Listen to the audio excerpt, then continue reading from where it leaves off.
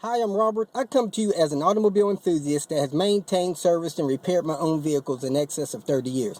I currently drive a car with over 230,000 miles on it, and I once had a car that had over 400,000 miles on it and ran very well. While you're watching the video, please watch a step or two ahead. Sometimes the current step is better explained in the next step or two. Also, like, share, subscribe. Thanks for tuning in. I hope you benefit from the information. Okay, today working on a Volvo 960. It's got a timing belt that's about 5,000 miles from being due, but it has a massive leak at the water pump. So it's time to do a water pump and all on it. So let's go ahead and get started. Okay, when you're doing a timing belt job on the 960, this is everything you need. Of course, you want to get under the car, so you need ramps or jack stands to be able to get under there easy. Then you need a pan to catch your coolant. Then you need the coolant for refill. I use the acetone to clean off the water pump area, and the brake cleaner or some kind of degreaser to also clean up that area if it's been leaking coolant down there. Then I have a crescent wrench I use for a couple of things. A brass brush to help clean the area off for where the water pump was. A little gasket sealer if you want to use that to help tack down your water pump gasket. Then of course you want your idler, your tensioner roller, your hydraulic tensioner, that plastic clip, a pin for the tensioner, bolts for your water pump and a water pump. Before you get started, it's good to have all parts on deck. If your water pump's not leaking and you changed it last time, you may want to skip it this time. It may last another 70,000 miles. Then I got 1/4-inch ratchets. I got a little swivel, a 7mm, a little short extension, a deep 10, shallow 10, and a shallow 12. And then I have the 1/4-inch adapter for that T25 that I use to get the fan shroud stuff off. I got a 12mm box end. I got your 3/8-inch ratchet and a 10 and a 12 for it. I use the T40 good T40 bit. Don't try this job without one of those real good. I got the 1/2 to 3/8 adapter for my torque wrench and my breaker bar. I use to get that tensioner roller out. Then I got my yellow tools for my serpentine belt, my screwdriver with the T25 and the T30, a Phillips head. I got that little box in over there I use for a cheater. Then I got my 1/4-inch screwdriver. I use that big adjustable to break my serpentine loose, magnet for things that I drop, the torque wrench for torquing things, some rags and rubber gloves. I got my 1/2-inch breaker bar, the 30mm socket to turn the crank if you want to turn the crank with that, then a timing belt and a serpentine belt if you need it. Before you get started on this job, like most others, you want to get your parts on hand and you want to check your parts. Here's your tensioner, here's your idler roller, tensioner roller, here's the clip that goes in the hydraulic tensioner, here's the belt. I like to use the Continental Conitec belt, and then here's a HEPA water pump. You see the freeze plug in it. Now when I first got my parts in, my idler roller was the wrong roller. Somehow the last 2 digits of the part number got mixed up at the shippers, and they actually shipped me idler roller that goes on something else, like the idler for the motor or another kind of car. But anyway, I caught it before I started tearing into things, and I got the right parts ordered. If you're going to be installing a water pump, you might want to take the gasket, lay it down on something hot and flat, and or set something flat on it so that it lays down flat when you try to get it on the water pump later. I do get under the 960s when I do this job, and just about any of them. So I went on ahead and parked the car on ramps. I opened the hood and I extended the hood all the way up, just give me more breathing room. And you can do that by lifting these clips up on both sides and then lifting the hood up until it locks up. So the hood's at the 90-degree angle. I think you could pull an engine with that hood open like that. Need to get under the car and take the splash pan off. It should have some 10mm bolts around there, or however it's secured, you need to unsecure that splash pan and get that off. Splash pan had only a couple of large 12mm bolts on the trailing end of it, and then on the front end of it, it's got a couple of plastic things clipped into the frame, just hung on the frame. So after you get it hanging down, you could lift it off of that forward edge frame. Okay, I believe this is a coolant drain. Goes up into the block, so you could open up that petcock there. And since the water pump's just about the lowest part of the motor here, I don't know, you may even be able to disconnect this hose here. It looks like it runs off the coolant line as well. So you got a hose here that may drain coolant. I'm gonna pull that and see if it does. Be the first time I drain coolant from that section. Well, that hose did drain coolant out, so it's like some kind of coolant driven oil cooler down there, because the oil filter, as you can see, mounts right next to that. So I went on ahead and drained the coolant from there. Looks like that tip is a little damaged or something. It's just not perfectly round. Next thing I'm going to do is remove the battery. I'm going to pull the negative first, then the positive, and the should be 10mm. Unscrew those two bolts on top of the battery post, that one, and it'll come right out. The battery has a hold down right here, so that needs to be taken loose before you can lift the battery out. Next, I'm going to unplug the fan from that relay there, and then remove the two screws on top of the fan and lift the fan out. Sometimes they have a ground wire that's screwed to the frame somewhere, and that may be under those wires right there. So you'll have to remove that ground too. That's probably a 10 or a 12mm. And those two screws on top of the fan are T25s. Okay, the fan just lifts out of the shroud after you take the top two screws out. The bottom of it has some guides, as you can see in the bottom of that shroud, that it'll just lift right out. If you want, you can take a couple screws out of the top of the shroud and take it out of the way as well, give you more room to work on the timing belt area. So the bottom of it shouldn't have screws in it. It should rest in the area of the bottom of the radiator. I went on ahead and took the shroud out of the way, since the one I had only had one screw holding it in. Next thing I'm going to do is take the serpentine belt off. It's a good idea to get you a piece of paper and draw the path of the belt. I've seen people struggle to get these belts back on for an hour or two, trying to figure out how they go on. But I'm going to go ahead and put this block in the hole, a tool I had manufactured, and a pin that I have. So I'm going to pin that serpentine belt tensioner open, and then remove the serpentine belt. Okay, I got the serpentine belt tensioner pinned open, so I'm going to go ahead and remove the tool and remove the belt. It's a good time to check your serpentine belt. It's allowed to have 40 cracks per inch, but if the back side of it have cracks in it, you need to go ahead and replace it, and the back side of this one does. So I'm going to walk around the corner and get another one. Next thing I'm going to do is remove the tensioner from the for the serpentine belt. Should be 12mm, and there's one there and one just below it.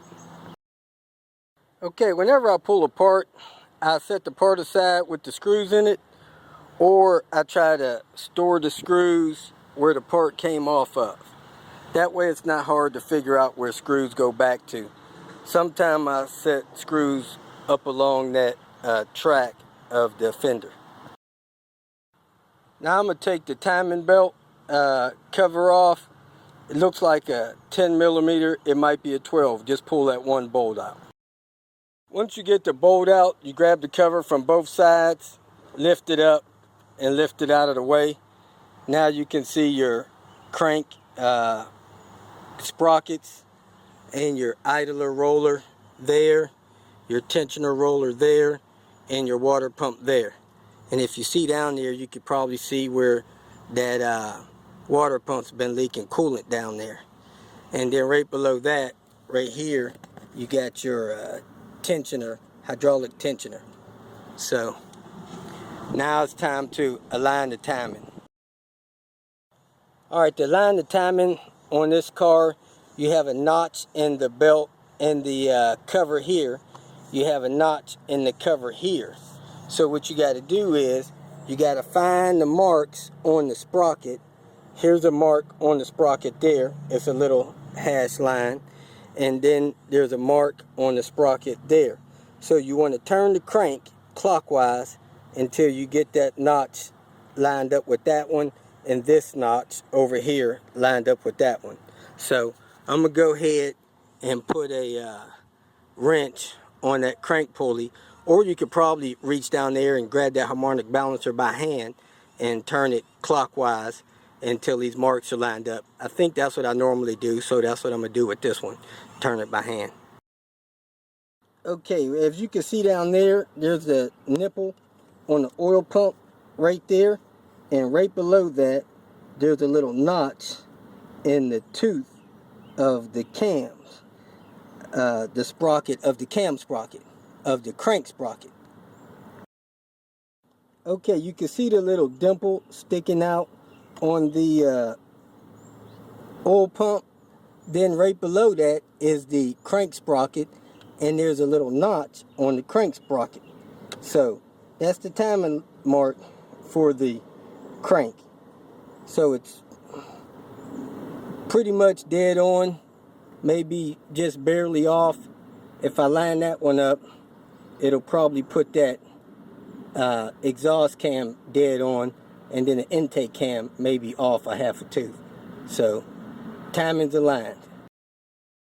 Next thing I do is come under the car and remove those two bolts right there. They are like a cover for the crank pulley. So those two 10 millimeter bolts have to come out. Then you have to remove that cover so you can get the belt off. Okay, I got that dampener cover off. Now you can see the timing belt under there. You could also see this dampener there. I don't take that off. Some people have talked about it. I leave that on. I can get the belt off and on with that like it is. So I'm gonna go ahead and pull it. Next thing I do is pull the two 12 millimeter bolts off the hydraulic tensioner. Those two hydraulic tensioner bolts are behind the harmonic balancer somewhat. So I put a 12 millimeter box-in wrench on there, and then I put another box-in wrench on there as a cheater. So that's how I got those two bolts broke loose. Then you could use a 1/4 inch ratchet to get them the rest of the way out. Alright, as soon as you get the tensioner out, if you're planning on reusing this, you want to check it, make sure it's not leaking any hydraulic oil. Look down the barrel of it, it looks dry. So I'm going to clean that off, and then I'm going to compress it with the C-clamp. Then you'll notice as soon as you pulled it out that now your belt has a lot of slack on it. So timing belt has slack on it, and your tensioner's off. So if you want, you can go ahead and put some white out on your timing marks in case your timing marks are not that clear. Okay, since you got this hydraulic tensioner out, go ahead right away and start compressing it, because you got to compress it real slow. So get your rag and wipe all the stuff out from there, put it on the C-clamp, and once you start getting some pressure on it, turn it one crank at a time until it's all the way compressed to where that hole is lined up with that hole on the side of the housing here. so you can stick a pin through it.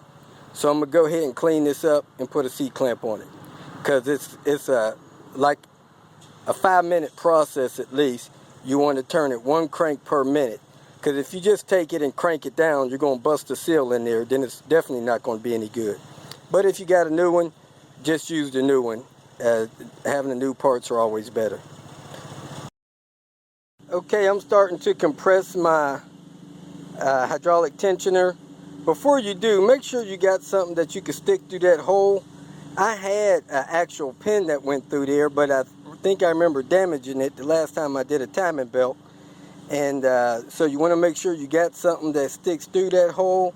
Then you want to align this pin with the hole on the body of the tensioner, and then go ahead and start compressing.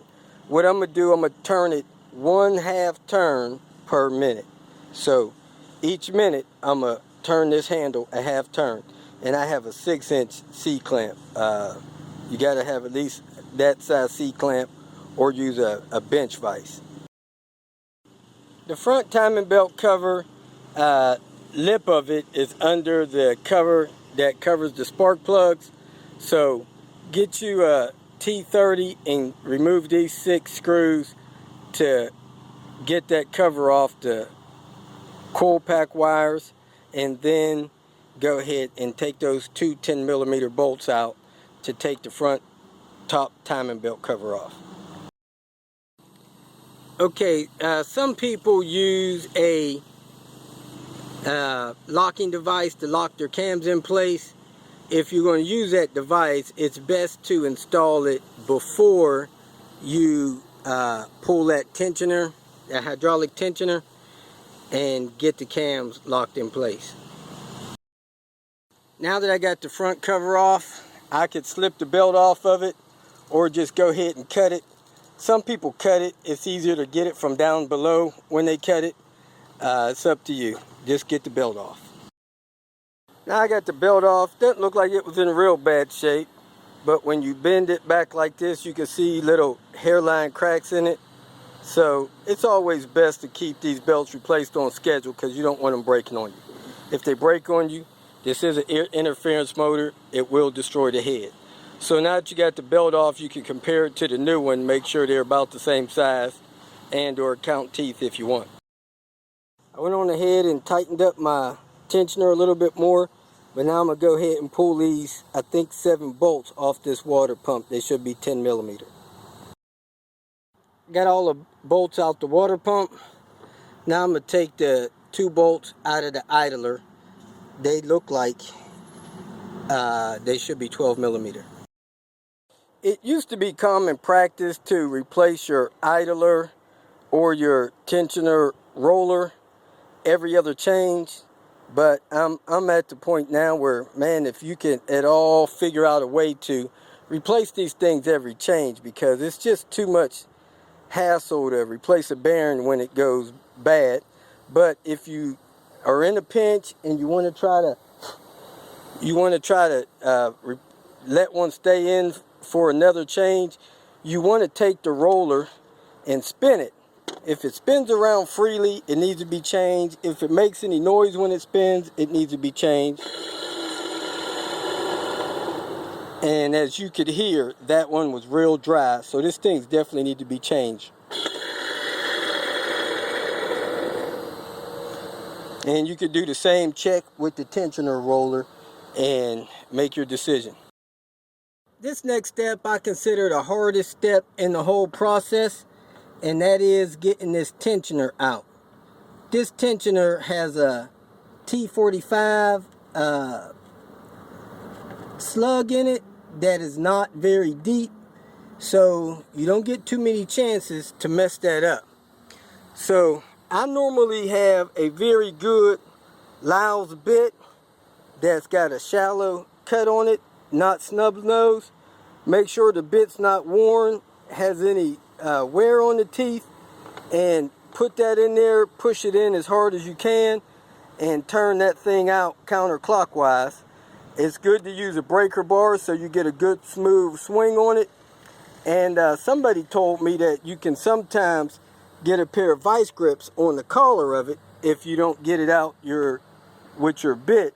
But I'm gonna go ahead and pull that tensioner roller out, and like I said, I got a good Lyles bit. I got my 1/2-inch breaker bar and an adapter for it. So here I go. I got a good smooth swing on that tensioner lug, and it came right out. And as you can see, the tensioner has thrown a little bit of the grease. It's a little noisy, but not too bad. So, man, it might last another row, but I went on ahead and got a new one. Now that I got everything out of the way and the bolts pulled out of the water pump, now I need to pull that water pump out. What I normally do is jerk it up and down with my hands. If it pops off, great. If it don't pop off, I'll put a breaker bar on it or something and tap it one time lightly with a mallet to get it broke loose. Okay, I got the water pump off. As you can see, a lot of the seal stayed on the block, so I need to gently remove that using gasket remover or some other non-scratching abrasive way to get that off of there, clean that up, and get the new one in place. You don't have to use that blue RTV sealant to put these water pumps on. That gasket's enough, but sometimes I'll use a little bit of that RTV sealant gasket stuff just to hold it in place until I get the pump started. Okay, I got the water pump area, all the gasket off, and it cleaned up, and I wiped it down with acetone. I even got a mirror so I can look up in the top part of it to make sure I got all the gasket and got that cleaned up as best as possible. So after it's cleaned up, go ahead and put the water pump in place and torque those bolts down. I believe those bolts get torqued down to like 9 foot-pounds or something like that. If you feel that this information was beneficial, please like it and share it with your social media friends. You can also subscribe to my channel so that you can get notification of future videos that I post. Visit my channel. I have all types of do-it-yourself videos there. You can leave questions here and I'll try to respond to them as quick as possible. You can also visit my website at robertspinner.com. Thanks again for watching.